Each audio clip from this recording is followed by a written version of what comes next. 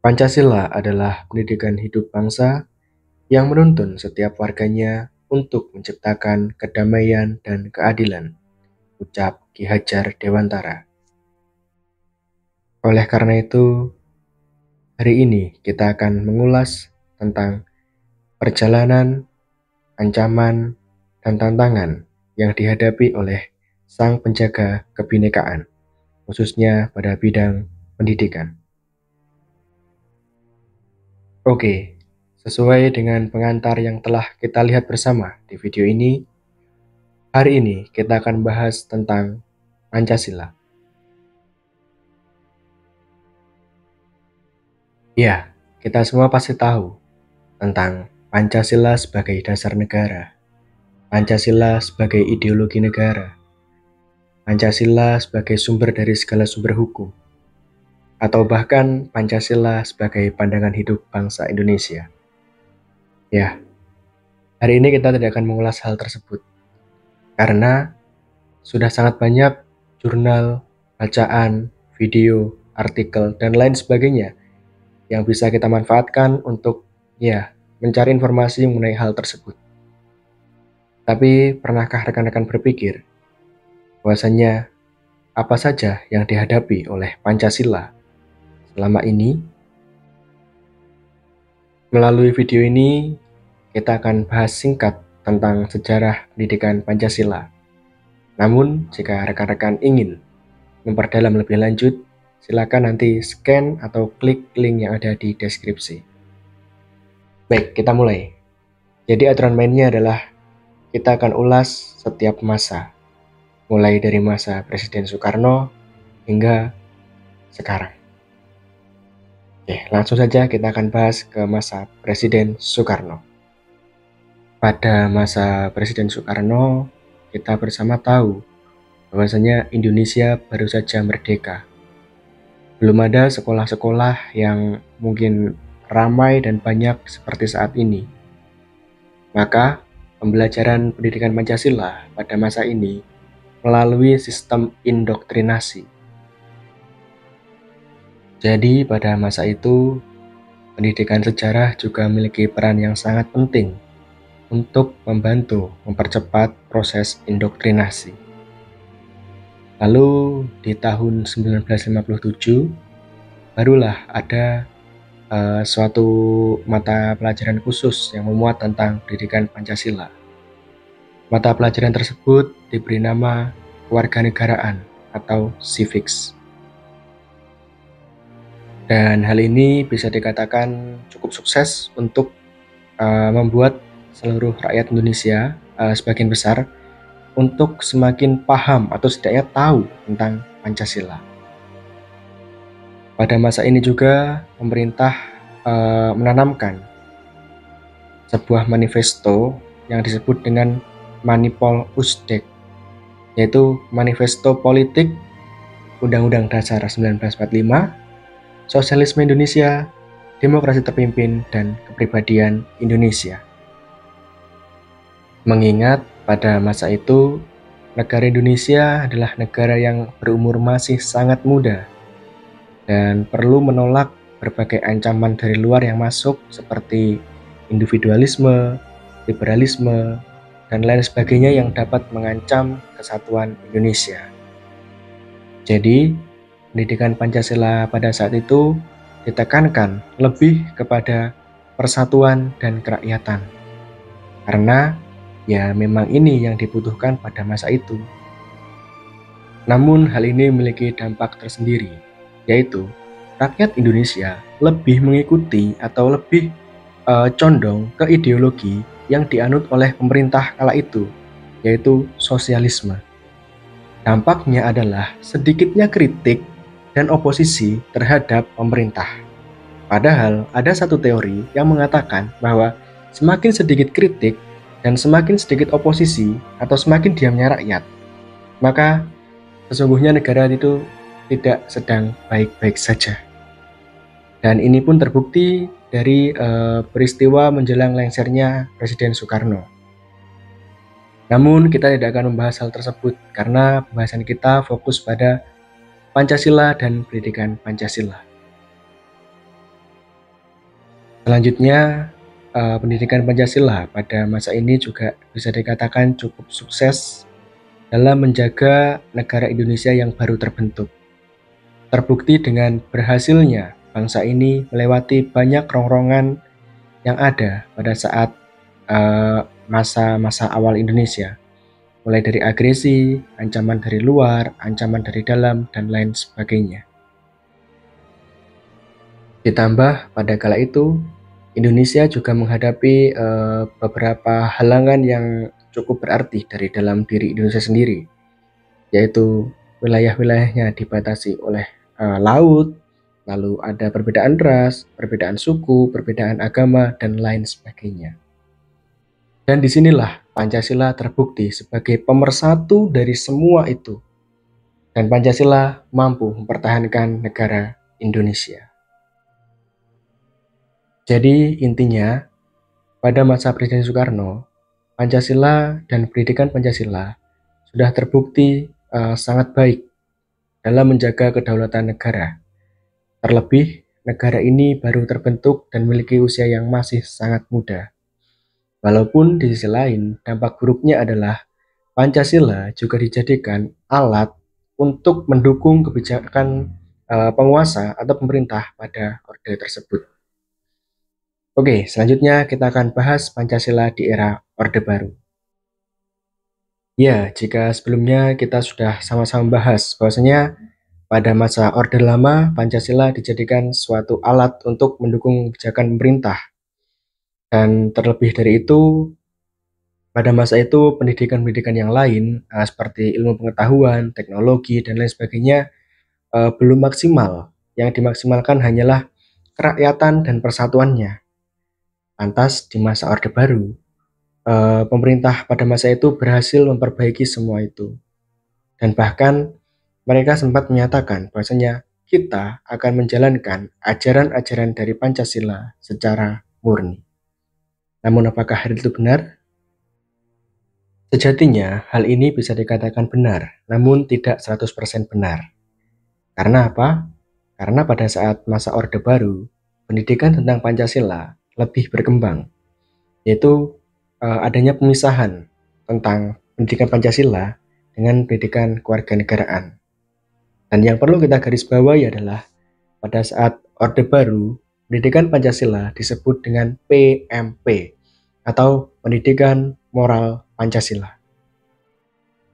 Nah, PMP ini berfokus untuk mengajarkan tentang nilai-nilai luhur dan nilai ideologi Pancasila.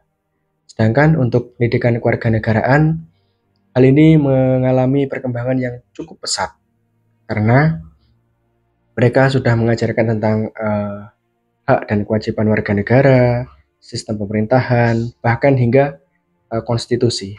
Hal itu semua diajarkan melalui pendidikan kewarganegaraan. Karena kita pembahasannya tentang pendidikan Pancasila, maka kita akan fokuskan pembahasan kita kepada PMP atau Pendidikan Moral Pancasila, yang pada masa itu juga mencakup banyak aspek dalam kehidupan sehari-hari. Jadi, mereka memiliki beberapa poin seperti pendidikan karakter dan moral, lalu Pancasila dalam kehidupan sosial dan politik, hingga pendidikan nasionalisme, patriotisme, dan etika sosial. Jadi, semua pembelajaran yang diajarkan pada kala itu membuat generasi muda yang saat itu mengenyam pendidikan jauh lebih cerdas jika dibandingkan dengan para pemuda yang ada di zaman Orde Lama. Dan hal ini juga sejalan jika kita tinjau dari waktu, yaitu tentang perkembangan pendidikan yang ada di Indonesia dari zaman Soekarno ke Soeharto. Jadi kan hal ini wajar jika lebih cerdas. Dan hal ini pula salah satu alasan mengapa Indonesia pada Orde Baru bisa berkembang sangat pesat. Nah, selain PMP, pada masa Orde Baru kita juga kala itu dikenal ada yang namanya P4 atau Pedoman Penghayatan dan Pengamalan Pancasila. Hal ini yang mengajarkan seluruh warga negara untuk menghayati dan mengamalkan nilai-nilai Pancasila. Jadi, beda antara PMP dengan P4 adalah jika PMP itu fokusnya pada ranah akademik atau ranah pendidikan, Kalau P4 ini fokusnya ke seluruh lapisan rakyat Indonesia. Jadi pemerintah pada masa Orde Baru ingin agar seluruh lapisan masyarakat di Indonesia setidaknya tahu dan paham tentang Pancasila. Dan hal ini sangat berhasil. Dilihat dari apa? Seperti ini.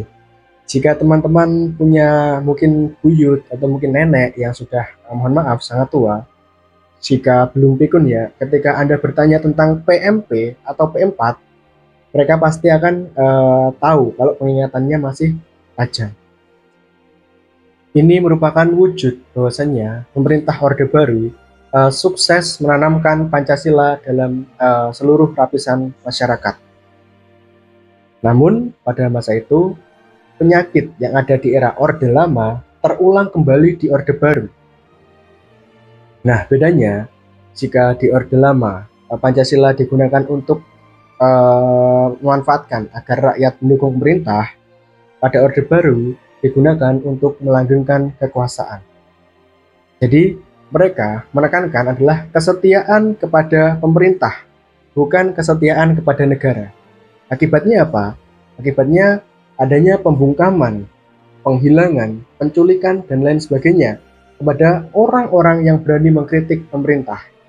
Dan aparat penegak hukum yang harusnya netral, mereka lebih condong pada pemerintah. Jadinya ya terkesan beberapa kasus itu sudah dibiarkan, dan bahkan kasus-kasus tersebut hingga sekarang masih menjadi PR yang sangat besar atau menjadi masa lalu kelam bagi sejarah bangsa Indonesia.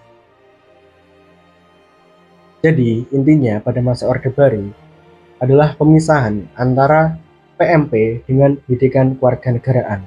Selain itu, mereka juga membentuk P4 untuk memahamkan dan sebagai acuan pengamalan Pancasila pada seluruh rakyat Indonesia, tidak hanya yang berpendidikan saja.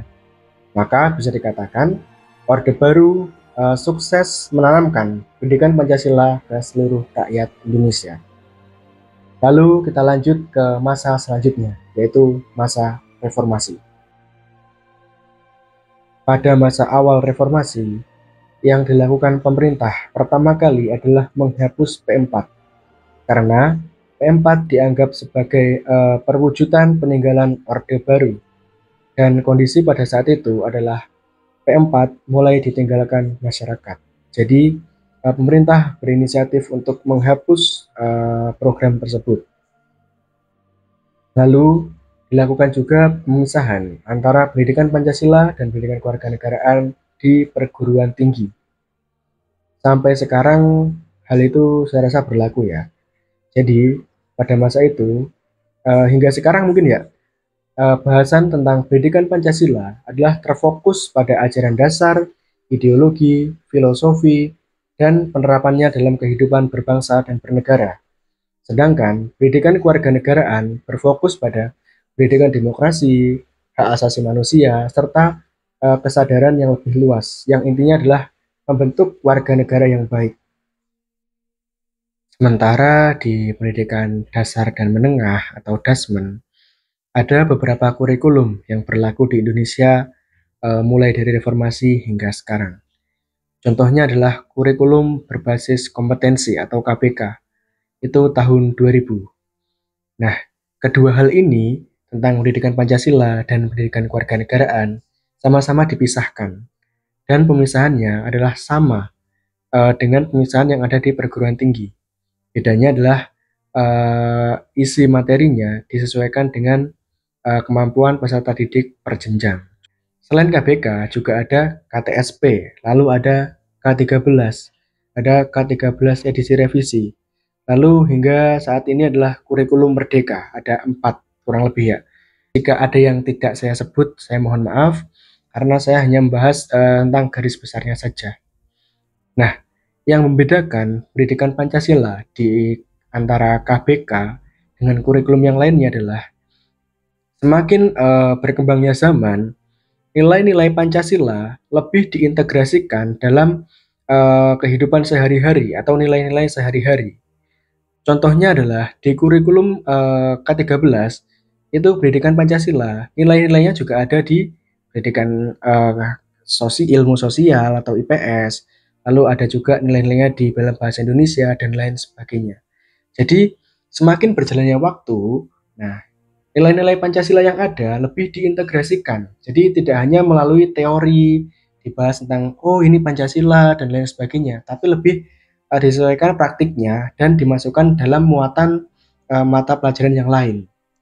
Nah, yang utama adalah pada saat ini ada yang namanya proyek penguatan profil pelajar Pancasila atau P5 yang merupakan praktik nyata dari pengamalan nilai-nilai Pancasila yang ada di kehidupan sehari-hari. Jadi pada intinya, mulai dari KBK hingga sekarang atau pada saat reformasi hingga sekarang, lebih stabil. Tidak ada lagi gejolak seperti pada masa Orde Baru ataupun Orde Lama yang secara langsung melibatkan Pancasila dan pendidikan Pancasila. Namun, untuk ancaman pasti tetap ada. Yang paling gampang adalah ancaman ideologi liberalisme sebagai dampak atau sebagai akibat dari globalisasi, di mana para generasi muda yang saat ini sudah bisa mengakses internet, bisa mengakses informasi-informasi luar sana. Nah, ini sangat rentan dengan adanya informasi-informasi yang tidak sesuai dengan Pancasila atau ideologi yang tidak sesuai dengan Pancasila. Dan ini bisa mengancam negara. Karena apa? Karena jika mereka terpengaruh dan tidak mempertahankan nilai Pancasila, maka ya suatu negara akan hancur. Karena apa? Karena cepat atau lambat, generasi muda adalah generasi penerus bangsa. Dan untuk menanggulangi hal tersebut, pada tahun 2018, melalui Perpres atau Peraturan Presiden Nomor 7, dibentuklah Badan Pembinaan Ideologi Pancasila atau BPIP, yang tugas utamanya adalah mengarahkan dan membina nilai-nilai Pancasila.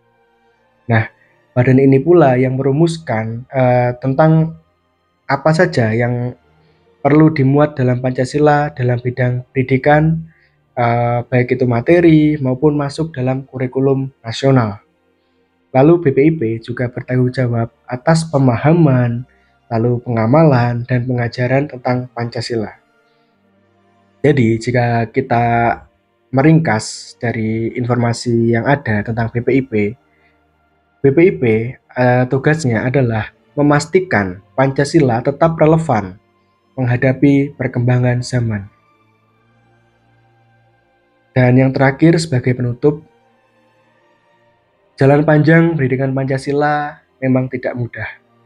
Selalu ada dinamika, ada tantangan, dan ada ancaman dari setiap fase atau setiap zaman. Dan ancaman tidak boleh kita anggap sebagai sesuatu hal yang sepele. Karena Pancasila adalah dasar negara, adalah fundamental suatu bangsa. Nah, poin fundamental tersebut tidak bisa ditoleransi dalam bentuk apapun. Dan pendidikan Pancasila dan pendidikan kewarganegaraan, walaupun awalnya pernah dipisah atau digabung atau dipisah lagi dan lain sebagainya melalui dinamika yang kita bahas tadi, intinya adalah sama, yaitu membentuk warga negara yang baik, warga negara yang tidak lupa dengan ideologinya, dan warga negara yang mencerminkan Indonesia di dalam dirinya. Dan marilah kita jadikan hal ini sebagai refleksi bahwa pendidikan Pancasila berperan sangat penting dan sangat tinggi dalam membentuk suatu bangsa. Jadi salah satu faktor utama negara adalah warga negara. Nah, untuk membentuk warga negara yang baik dibutuhkan yang namanya pendidikan Pancasila dan pendidikan kewarganegaraan. Dan selama masih ada dua hal ini dalam diri kita, maka negara akan baik-baik saja. Dan menjaga Pancasila bukan hanya tugas BPIP, melainkan tugas kita semua. Sebagai penutup, saya akan menyampaikan suatu kutipan yang saya ambil dari Kiai Haji Abdurrahman Wahid atau Gus Dur. Pancasila bukan hanya sekedar dasar negara, tetapi juga merupakan sumber moral dan etika bangsa yang harus dihormati dan dijaga oleh setiap warga negara. Terima kasih.